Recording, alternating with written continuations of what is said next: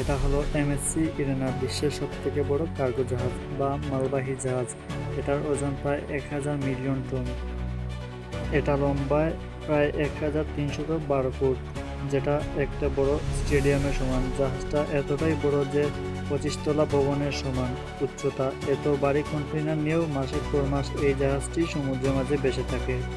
জানলে অবাক হবেন পৃথিবীর সবথেকে বড় কন্টেইনার জাহাজ নাবিকদের জীবন কিভাবে কাটে। এই জাহাজ যখন আনলোড থাকে অর্থাৎ ফাঁকা থাকে, তখন এই জাহাজের ওজন প্রায় 2,40,000 টন।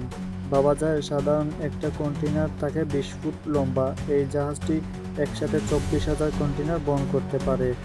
এই জাহাজে আধুনিক প্রযুক্তি ব্যবহার করা হয়েছে, যার কারণে এত মালামাল নিয়েও এই জাহাজটি চলতে পারে এবং জাহাজটা যতটা ডুবে থাকে ততটাই ধীরে চলতে থাকে।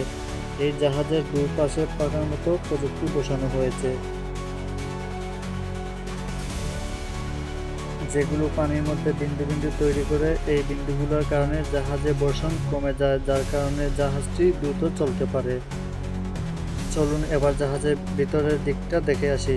জাহাজের ভিতরটা থাকে সমুদ্রের পানির প্রায় 100 ফুট নিচে, যেটা একটা 10 তলা বাড়ির সমান, যেখানে পৌঁছাতে গেলে নাবিকদের ঢালু সিঁড়ি দিয়ে নামতে হয়। ভিতরের জায়গাটা এতটাই বিশাল, কেউ যেখানে সেখানে একা যাওয়ার সাহস পান না, তাই একা কেউ নির্জন জায়গায় যান না। জাহাজের গঠন এবং ভারসাম্য ধরে রাখতে একটা মজবুত লোহার রিং ব্যবহার করা হয়, যাকে বলা হয় টর্চ অন গক। এই রিং জাহাজকে ধরে রাখে যাতে হোঁচট খেয়ে জাহাজ ভেঙে না যায়। এই রিংয়ের ভিতর এতটা বিশাল, যার ভিতর করিডোর এবং চলাচল করার জন্য রাস্তা ব্যবহার করা হয়। এই ধরনের জাহাজে খোলামেলা জায়গা থাকে না, কারণ যত বেশি কন্টেইনার ঢোকানো যাবে তত বেশি লাভ।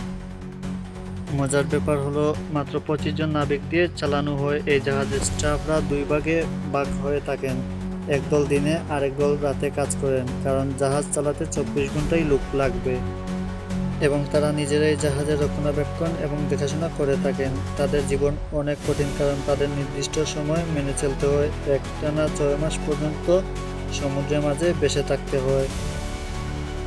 কষ্টের বিষয় হলো এই সময় তারা নিজেদের পরিবারের সাথে যোগাযোগ করতে পারেন না। এত বড় জাহাজ কোনো বন্দরে পৌঁছয় তখন মাত্র 24 থেকে 48 ঘন্টার মধ্যে সব কন্টেইনার আনলোড করতে হয়। এই কাজগুলো দক্ষ কর্মীরাই করে থাকেন, তবে তাদের বিশ্রাম করারও কোনো সুযোগ থাকে না। তবে এর বিনিময়ে তাদের লাখ লাখ টাকা বেতন দেওয়া হয় এবং বছরে তারা 6 মাস পর্যন্ত ছুটি কাটাতে পারেন। কিন্তু যখন জাহাজে থাকেন তখন সময়টা ভীষণ কঠিন। খারাপ আবহাওয়া আর অন্যদিকে জলদস্যুর হামলা তাদের জন্য রোজকার ঘটনা। অনেকেই ভাবেন এত বড় জাহাজে জলদস্যু কীভাবে হামলা করে, কারণ তারা ছোট্ট বোট নিয়ে জাহাজের কাছে এসে উঠে পড়ে। এই সব সময় তাদেরকে সতর্ক থাকতে হয়। নিজেদের রক্ষা করতে তারা ব্যবহার করেন ওয়াটার প্রেস সিস্টেম, যেটা অনেক জোরে চারদিকে পানি ছুঁড়ে মারতে পারে, যাতে জলদস্যুরা কাছে আসতে না পারে। জাপান একটি নতুন উন্নত প্রযুক্তি তৈরি করেছে, যেটার নাম এন্টি পাইরেসি কার্টেল, যেটা একসাথে অনেকটা পানি ছুঁড়ে মারতে পারে। জলদস্যুরা সামনে যেতে পারে না। আরেকটা বড় চ্যালেঞ্জ হলো আবহাওয়া।